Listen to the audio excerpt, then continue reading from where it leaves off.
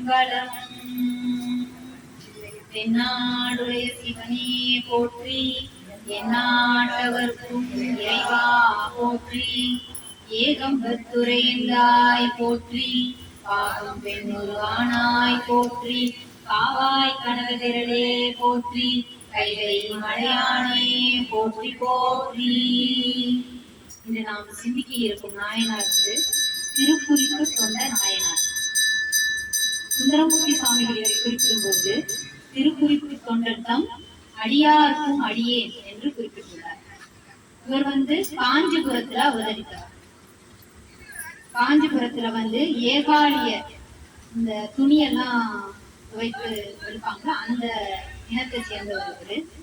இவருக்கு வந்து அடியார்களுக்கு வந்து குறிப்பு அறிந்து தொண்டு செய்வார்.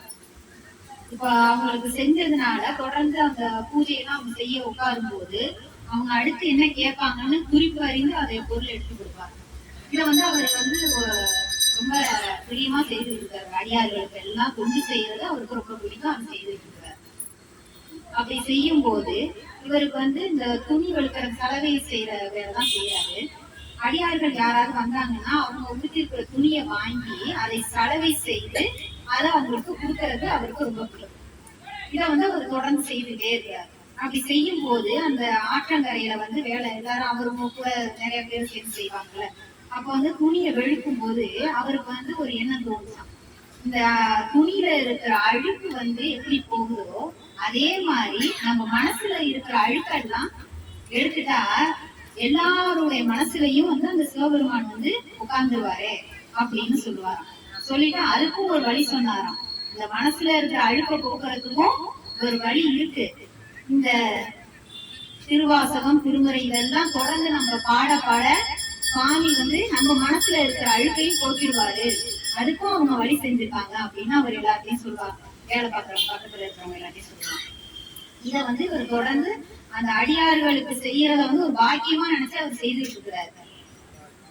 எம்பெருமான் வந்து அடுத்து என்ன செய்வாரு, இவருடைய புகழ் எல்லாருக்கும் தெரியும்ல, அதுக்கு வந்து என்ன பண்றாரு, எம்பெருமானே வந்து அடியார் ரூபத்துல ஒரு வயதானவரா வர்றாரு.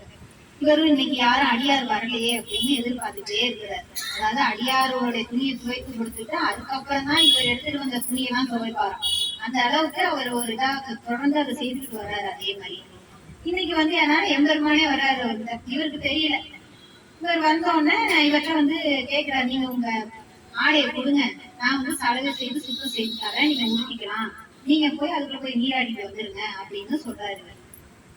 இவர் சொல்ற, நான் வச்சிருக்கிறதே ஒரே ஒரு ஆடை தான், இதை நான் ஒன்றை கொடுத்துட்டேன்னா எனக்கு வேற ஆடை எதுவும் கிடையாது, மழை ஏதாவது வந்து நனைஞ்சு போச்சுன்னா எனக்கு நான் வேற ஊட்டிக்கிறதுக்கு எதுவும் கிடையாது, அதனால வேண்டாம் அப்படின்னு இவர் சொல்றாரு.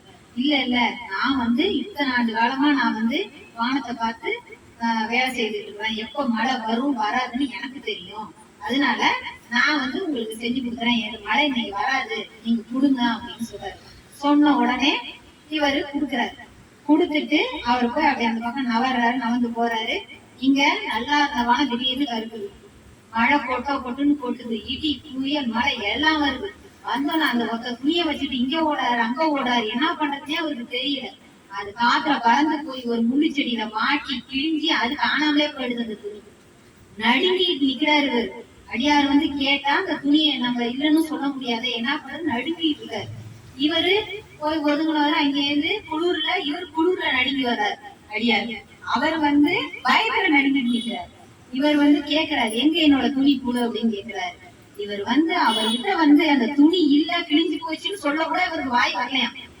இவர் உடனே என்ன பண்றாரு, வேகமா போய் அந்த சலவை கல்லு, துணி துவைக்கிற கல்லு இருக்குல்ல, அதுல போய் தலைய முடிக்கிறார். நான் செய்தது தவறுதான் தவறுதான், நான் எனக்கு தெரியல, நான் ஒரு வார்த்தை சொல்லிட்டேன் இல்லையா, அது தவறு தானே அப்படின்னு சொல்லிட்டு தலையை போய் முட்டிக்கிறார். முட்டினோடனே ஒரு கை வந்து தடுக்கலாம்.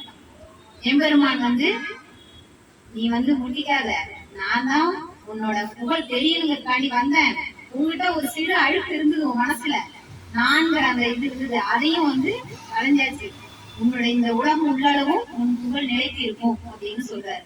இவர் வந்து சின்ன ஒரு வரலாறு தான் இது, ஆனா இதுல வந்து எவ்வளவு பெரிய விஷயம் இருக்குன்னு நல்லா பாத்தீங்கன்னா உங்களுக்கே தெரியும். இப்ப எல்லார் மனசுலயும் ஏதோ ஒரு இதுல நம்மளுக்கு அழுக்கு இல்லாம இருக்காது, ஏதோ ஒரு வகையில இருக்கும்.